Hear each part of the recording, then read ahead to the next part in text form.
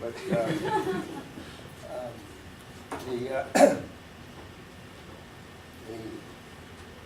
and Ben proves that the seminar in which we met is more than just for physics majors. Okay. You know, I think that the quantum enigma, what I'm going to show you, is profoundly challenges, profoundly challenges the worldview that most of us live our lives by. And I believe it's understandable to almost anyone. You don't have to be a physics major to understand it. And you don't even need to talk much about physics. But I think that physics majors have a special responsibility to understand it. I'll tell you why. Maybe you'll figure it out for yourself. I'll tell you why toward the end. But hey, you know, there's another reason besides being socially responsible that you should understand it, be able to talk about it. It's also surprising. Understanding it and being able to talk about it can be a substantial help to your career. Wow, how can that come about? Hey, let me say, I think I'm an expert on careers for physicists. I'm a co-instructor of the Physics 11 course, Physicists in Industry, and I've hired more physicists than are in this room for sure. I came here from industry and been involved with this ever since. You know, the quantum enigma, I tell you, it's important, profound, but it's rarely taught. Why is it rarely taught? It's rarely taught because it unsettles some physicists. Some physicists really get very disturbed by it.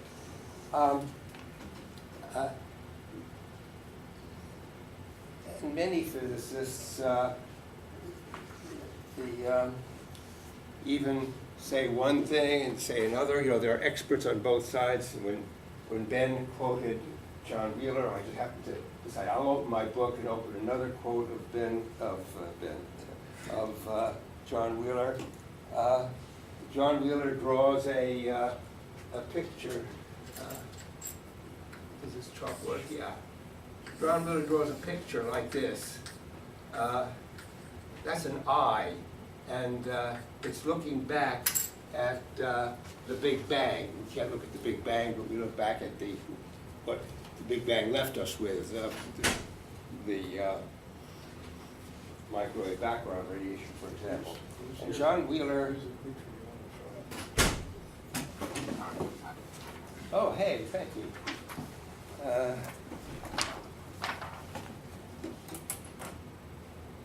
John Wheeler shows that picture. So this is, okay, that's from Wheeler. I redraw it in our book.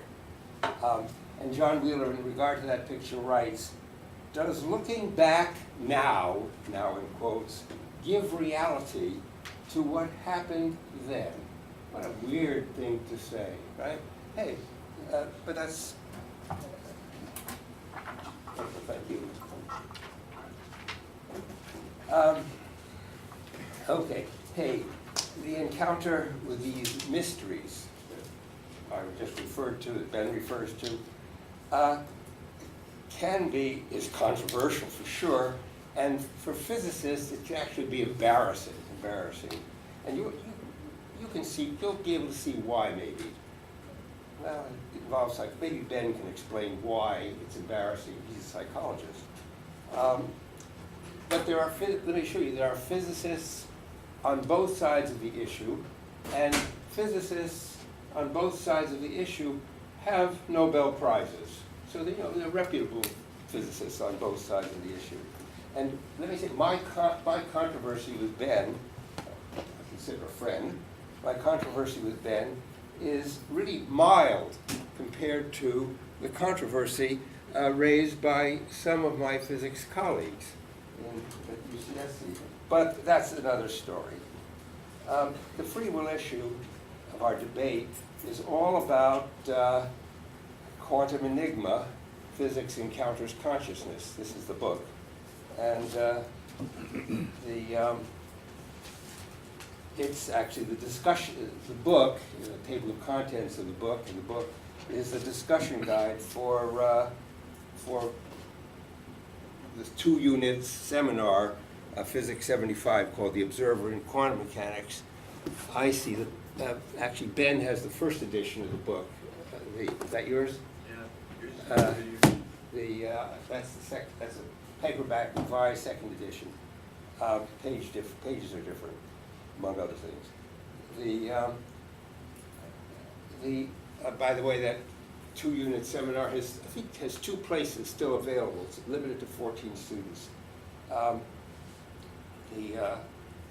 the web, on the internet, we only let 7 register. I said the rest have to come to me for permission codes. 2 left.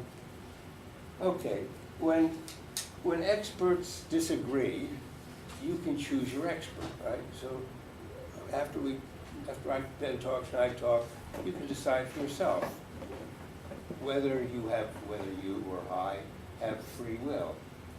I know I do. I just feel it. I start with that assumption. The rest of you guys, I can't really tell. You may be sophisticated robots. How can I prove it? Okay. Here, Ben quoted the first sentence of our book. Let me quote the first paragraph of the book.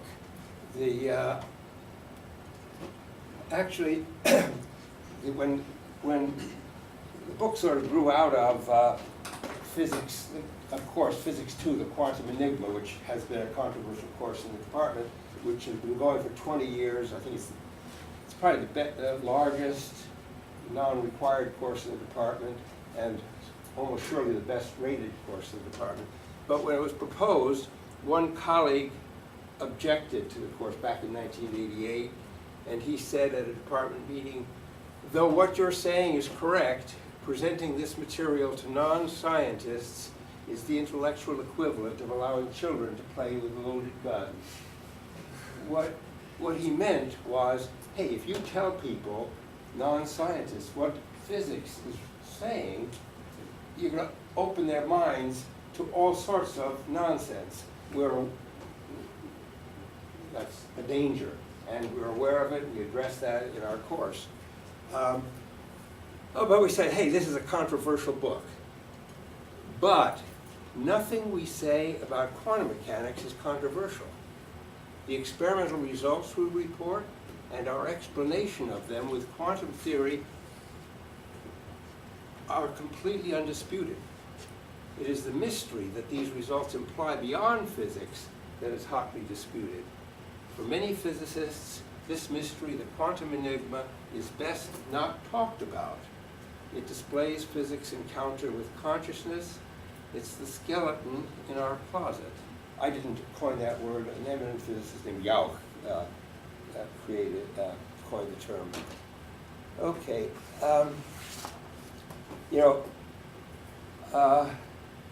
The mystery of physics of quantum mechanics that I'm talking about has been recognized since the beginning of quantum mechanics in the 1920s. And talked about a lot back then, but in later decades, it became, you don't talk about it, especially in the 50s and 60s, or this rather straight period. But modern texts are more open to discussion. The text that we currently use in the department for our upper division of quantum mechanics course, so the cat, I don't know if you understand the cat, it doesn't matter. But I'll read what the book, I'll put something from the book on page 3. Observations not only disturb what is to be measured, they produce it. We compel the particle to assume a definite position. This view, the so-called Copenhagen interpretation, is associated with Bohr and his followers. Among physicists, it has always been the most widely accepted